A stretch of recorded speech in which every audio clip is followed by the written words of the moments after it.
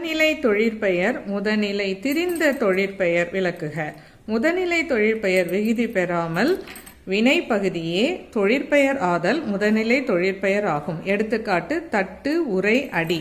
இச்சொற்கள் தட்டுதல், உரைத்தல், அடித்தல் என்று பொருள்படும் போது முதநிலை தொழிற்பெயர்களாகின்றன.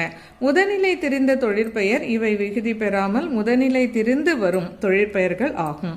தொழிற்பெயர் முதநிலை தொழிற்பெயர் முதநிலை திரிந்த தொழிற்பெயர் கெடு, கெடுதல், கெடு, கேடு. சுடுதல், சுடு, சூடு. வினையால் அணையும் பெயரை விளக்குக. ஒரு வினைமுற்று பெயரின் தன்மையை அடைந்து வேற்றுமை உருபு ஏற்றும் ஏற்காமலும் வேறொரு பயனிலையை கொண்டு முடிவது வினையால் அணையும் பெயராகும். அது தன்மை, முன்னிலை, படர்க்கை ஆகிய 3 இடங்களிலும் 3 காலங்களிலும் வரும். எடுத்துக்காட்டு வந்தவர் அவர்தான்.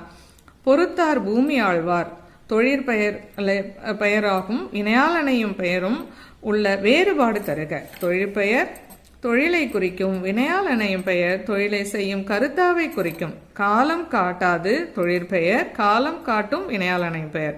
படர்க்கைக்கே உரியது தொழிற்பெயர், மூவிடத்திற்கும் உரியது வினையால் அணையும் பெயர். எடுத்துக்காட்டு தொழிற்பெயர் பாடுதல், படித்தால். எடுத்துக்காட்டு வினையால் அணையும் பெயர் பாடியவன், படித்தவர்.